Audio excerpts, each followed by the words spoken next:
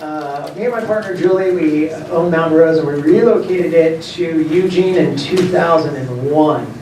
And at that time, we were deciding where to relocate the business. We were doing business in Northern California, and we looked at Georgia, North Carolina, Vermont, Southern Oregon.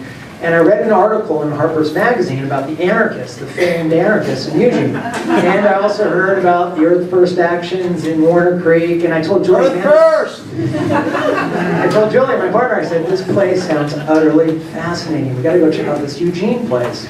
So it was in summer, and we came to Eugene, and it was there was obviously the farmers market and Saturday market, and there were a lot of tree sits, and there were a lot of environmental actions. And I told her, we're moving to Eugene.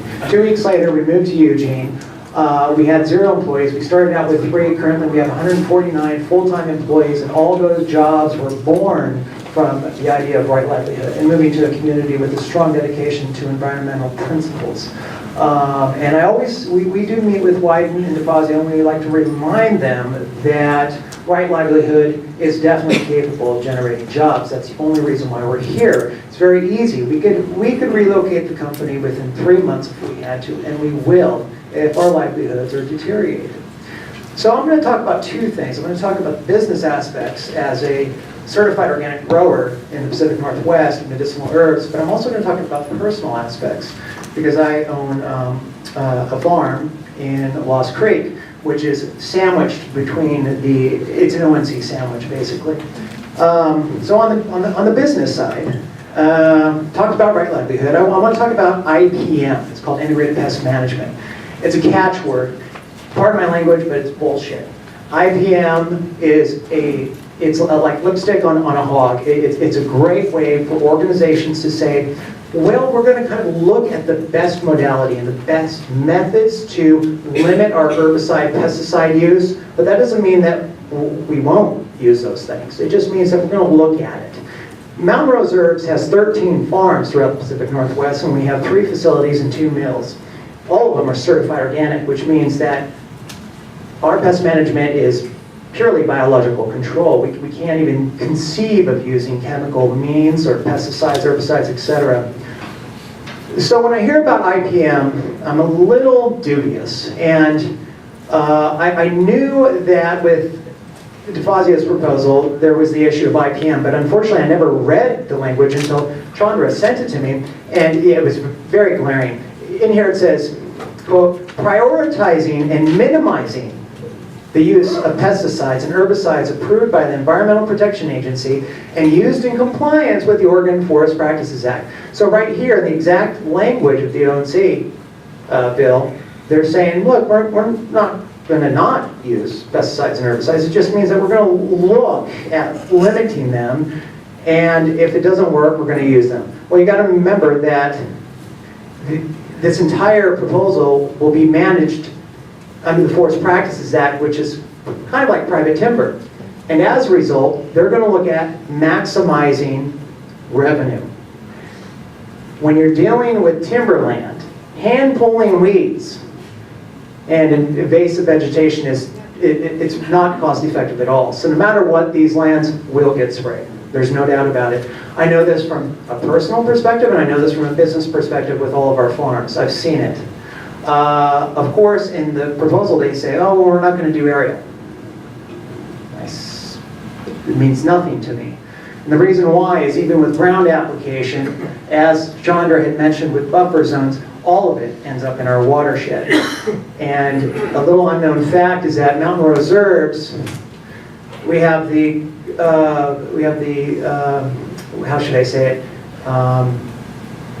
We have the honor of being one of the most highly regulated companies in Lane County. We're regulated by the USDA and the FDA because we sell food products and supplements. As a result, we have to do very thorough pesticide residue analysis. And in the 7 years that we've been doing this, we found out that most of the farms in the Willamette Valley that are drawing their water from the Willamette have exceedingly high levels of pesticide residue through a biological process called bioaccumulation. So a lot of the farms in the Willamette Valley that are watering their fields with water directly from the Willamette are contaminated.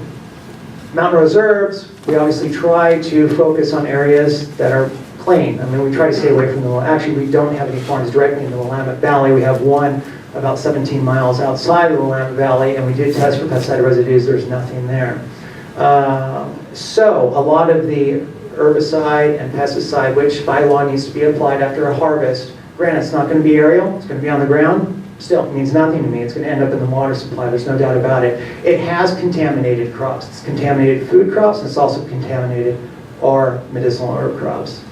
The other thing I wanted to talk about was chemical trespass. It's definitely a hot button issue, and it right now aerial spraying rules in a lot of parts of the Coast Range, and chemical trespass is definitely a big deal. We've had to reject several shipments of products for that reason.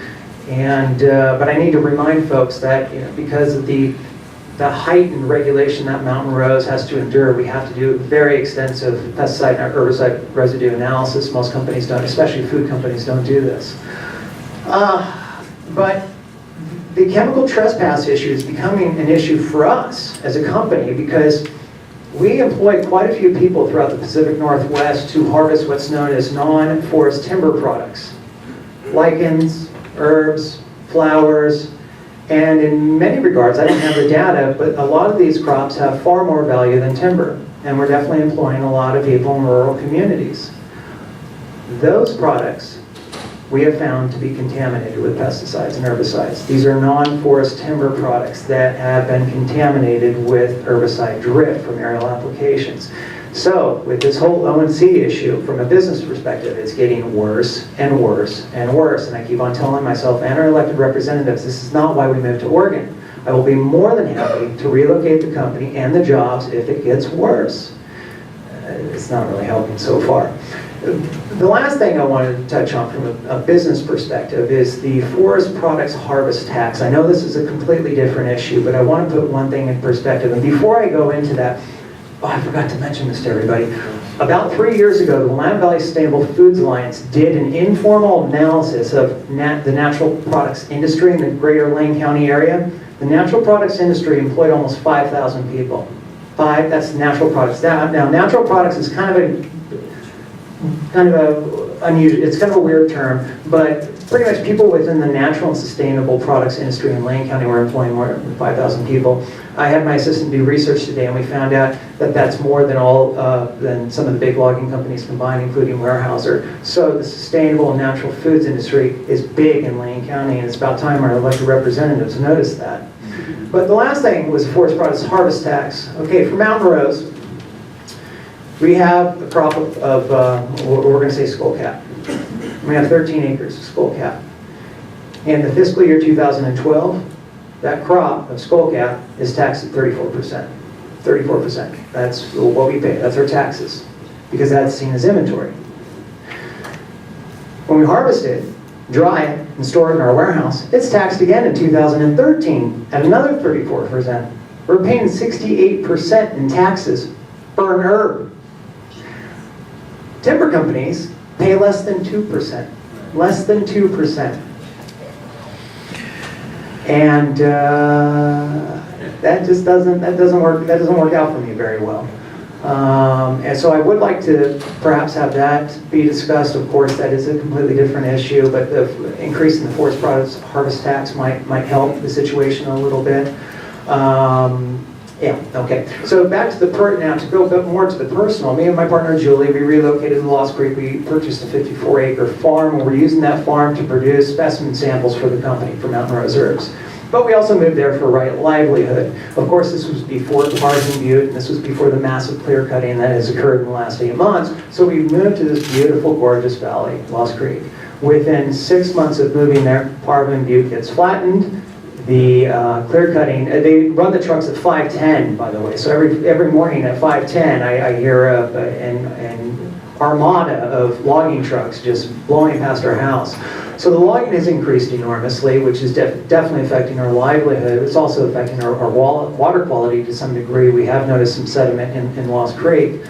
But the thing that we're worried about is the specimen samples and drift issues. So me and Julie, my partner, just on Sunday said, let's move. I mean, we just moved here a year ago, but this is destroying our livelihoods. And it's not a joke. We are going to look into relocating because the Lost Creek area has been bombed.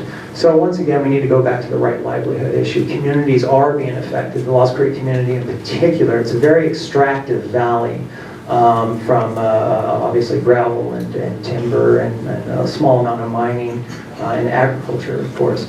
So yeah, but the right livelihood issue, for some reason, it gets dismissed a little too easily, but I'm really glad that Ernie had addressed it in the way that he did, because ultimately that's what it's about. And that's all I have to say.